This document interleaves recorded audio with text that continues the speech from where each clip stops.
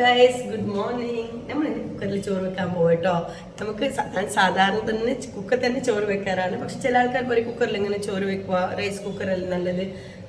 പക്ഷേ എൻ്റെ തോതിൽ എനിക്ക് തോന്നുന്നു റൈസ് കുക്കറിനെക്കാളും ഏറ്റവും ബെറ്റർ ടൈം സേവർ നമ്മൾ സാധാരണ കുക്കർ തന്നെയാണ്. നമ്മൾ സാധാരണ കുക്കറിൽ കറിയെല്ലാം വെക്കും, പക്ഷെ അങ്ങനെ തന്നെ ചോറ് വെക്കുന്ന ആൾക്കാരുണ്ടാവേ. പക്ഷെ എനിക്ക് പെട്ടെന്ന് കഴിഞ്ഞ പണി തോന്നുന്നുണ്ട് കുക്കറിൽ ചോറ് വെക്കൽ. പെട്ടെന്ന് എനിക്ക് തോന്നുന്നു 5 to 8 minutes മാത്രം മതി.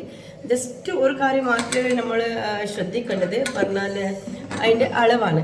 റൈസ് കുക്കറിൽ നമ്മൾ വെക്കുമ്പോൾ അതിൻ്റെ അളവുണ്ടാവും, അങ്ങനെ സാധാരണ കുക്കറിൽ വെക്കുമ്പോൾ അതിൻ്റെ അളവുണ്ട്. അപ്പോൾ നമുക്ക് ഈ സാധാരണ കുക്കറിൽ നമുക്ക് നോക്കാം എങ്ങനെയാണ് നമ്മൾ ചോറ് വെക്കാൻ പറഞ്ഞിട്ട്. ഓക്കെ, പുതിയതൊന്നുമല്ല.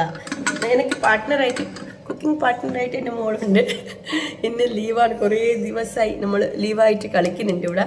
അപ്പോൾ കുർത്തക്കേടൊക്കെ നല്ലതുണ്ട്, പക്ഷെ എന്നാലും അടുക്കളയിൽ ഇരിപ്പിച്ചിട്ട് നമ്മൾ കളിപ്പിക്കും അല്ലേ. അപ്പോൾ കുക്കിംഗ് കാണാമല്ലേ, എട്ടി കാണാൻ കുക്കിംഗ്. അപ്പോൾ നമുക്ക് ഇതിന് ആവശ്യമുള്ള വെള്ളം എടുക്കണം. ഒപ്പം തന്നെ 1.5 നായി അറിയാൻ എടുത്തിരിക്കുന്നത്. അപ്പോൾ നമ്മൾ ഹാൻഡിലില്ലേ, ഹാൻഡിലിൻ്റെ ആ ബട്ടൺസ് അതിൻ്റെയൊക്കെ മേലെ പോകാൻ പാടില്ല. എന്ത് കൊണ്ടെന്ന് പറഞ്ഞാൽ ഈ അധിക വെള്ളമാകുമ്പോൾ കഞ്ഞിവെള്ളം പുറത്തേക്ക് വരും. ഞാൻ കുറുവ അരിയാനാണ് എടുത്തിരിക്കുന്നത്.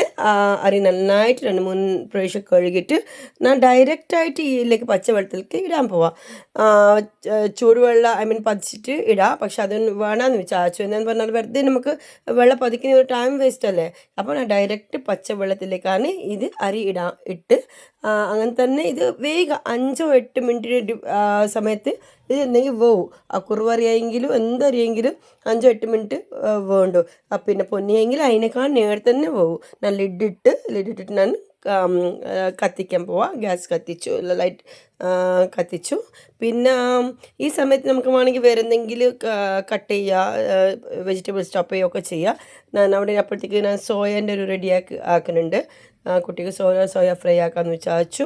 പിന്നെ ഞാനൊരു ഫ്ലിപ്കാർട്ടിന് സാധനം വാങ്ങിയിട്ടുണ്ടായിരുന്നു. ഈ സാധനം പറഞ്ഞാൽ വളരെ ഹെൽപ്ഫുൾ പാത്രങ്ങളാണ്. 5 പാത്രങ്ങളുള്ളതാണ്. ഇത് ആക്ച്വലി ഡൈനിങ് ടേബിൾ സെർവിങ് വെസലായിട്ട് യൂസ് ചെയ്യാം, ഇല്ലെങ്കിൽ ഡയറക്റ്റ് ഗ്യാസിൽ തന്നെ വെക്കാം. നമുക്ക് വീട്ടിലൊക്കെ യൂസ്ഫുള്ളാണിത്. നമുക്ക് 500 സംതിങ്ങേ ഉള്ളൂ. നല്ല വെയിറ്റുണ്ട്. ചില നമുക്ക് ഐറ്റംസ് ക്വാളിറ്റി കുറവായിരിക്കും, പക്ഷേ ഇത് ഫ്ലിപ്കാർട്ടിന് നല്ല വെയിറ്റുള്ള പാത്രങ്ങളാണ്. നോക്കുക, അപ്പോഴത്തേക്ക് വിസിൽ വന്ന് ഗൈസ്. അത്രയും നേരം വേണം, അപ്പോൾ തന്നെ ഓഫാക്കിന വിസിൽ. എന്നാലും വിസിൽ പോകുന്നവർ നമ്മൾ കാത്തിക്കണം, കുറച്ച് നേരം കാത്തിക്കണം, അതാ ഉള്ളൂ. അതേ കഴിയും. പിന്നെ ഇനിയിപ്പോൾ ഞാനിപ്പോൾ ഓൾറെഡി റെഡിയാക്കി വെച്ചിട്ടുണ്ട്. നല്ല വെയിലാണ്, പക്ഷെ കുട്ടിക്ക് ഇനി സ്കൂളില്ല. അപ്പോൾ എല്ലാം റെഡിയാക്കി സെറ്റാക്കി വെച്ചിട്ടുണ്ട്. അപ്പോൾ ഞാനിപ്പോൾ വാർക്കാൻ പോവാം.